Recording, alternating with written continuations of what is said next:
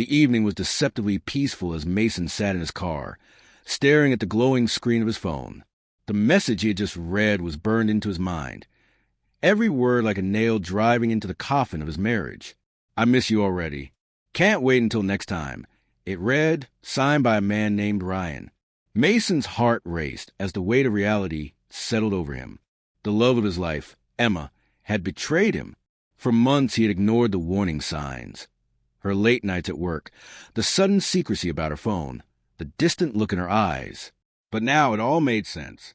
She had been lying to him, and the life they had built together was nothing more than a fragile facade. The realization left him breathless, but Mason knew he couldn't act on raw emotion.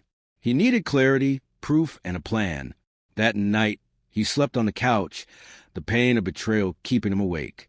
The next morning, Mason acted as though nothing had happened. Over breakfast, Emma was her usual cheerful self, chatting about her day and making plans for the weekend. Her casual demeanor was almost maddening, but Mason forced himself to stay composed. He watched her carefully, noticing every forced smile and deflective glance. The charade was unbearable, but he couldn't confront her yet. He needed more than a single text message to unravel her web of lies. After she left for work, Mason got to work. He reached out to his closest friend, Nicholas, a private investigator who had helped him in the past. "Nick, I need your help," Mason said, his voice steady despite the storm raging inside him. "It's Emma. She's been seeing someone else, and I need proof." Nicholas didn't ask questions. He simply got to work. Meanwhile, Mason began his own investigation. He accessed Emma's laptop and quickly discovered a hidden email account she used to communicate with Ryan. The messages were explicit and damning, detailing their meetings and plans to escape the monotony of their lives. Mason's stomach turned as he read through them, each line confirming the depth of her betrayal. But it wasn't just the affair that enraged him. It was the fact that Ryan wasn't exclusive to Emma. Nicholas's findings revealed that Ryan was juggling multiple women from their workplace, using each of them for his own gain. Emma wasn't just a cheater. She was being played herself. Armed with this information, Mason began to strategize. The first step was to secure his future. He reached out to a lawyer, ensuring his assets and interests were protected. At the same time, he prepared for the inevitable confrontation with Emma. The day of reckoning arrived during an otherwise ordinary dinner. Mason had prepared her favorite meal, setting the stage for what she thought would be a peaceful evening. As they sat across from each other, Mason's calm exterior masked the storm within. "Emma," he began, setting his fork down, "we need to talk." She looked up, her expression wary. "About what?" she asked, her voice trembling slightly. Mason pulled out his phone and placed it on the table, the screen displaying one of her messages to Ryan. Her face drained of color as she realized what he had found. "It's not what it looks like," she stammered, her voice desperate. Mason's voice was cold as he replied, "Don't insult me, Emma. I have everything. Your emails, the photos, the bank statements. Don't bother lying." Emma's facade crumbled as she broke into tears, admitting to the affair and trying to justify her actions.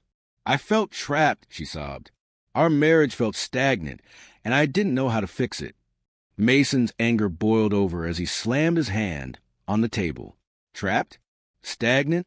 You think that justifies this? You didn't even try to fix anything. You chose to betray me instead." The confrontation ended with Mason laying down his terms. "This is over, Emma. I've already filed for divorce. You'll pack your things and leave by the end of the week." Her tears flowed freely as she nodded, unable to argue. Over the next few days, Mason began executing his plan. He delivered the evidence of Emma's affair to her employer, exposing Ryan's predatory behavior in the process. The fallout was swift. Emma was fired, her reputation in shambles, and Ryan faced backlash from his colleagues and the women he had been manipulating. Mason's revelation sent shockwaves through their professional and personal lives, ensuring they couldn't escape the consequences of their actions. As Emma packed her belongings, the reality of her choices finally hit her. "I'm sorry," she whispered, her voice barely audible, "for everything."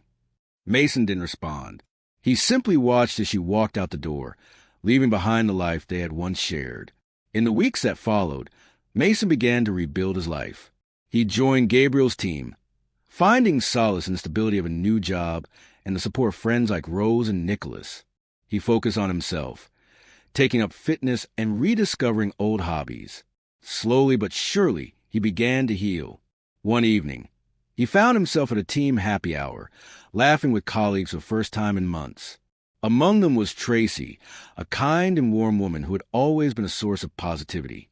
Their interactions were casual at first, coffee breaks, team lunches, but over time, Mason began to feel something he hadn't felt in a long time: hope.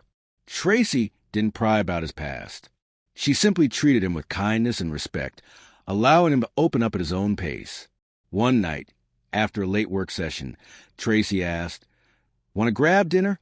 Her eyes sparkled with warmth, and for the first time in what felt like forever, Mason smiled genuinely. "I'd like that," he replied. As they walked out together, Mason realized he was finally ready to embrace a new chapter. His past no longer defined him, and he was determined to build a future on his own terms. The betrayal that had once shattered his world had ultimately made him stronger, and for that, he was grateful.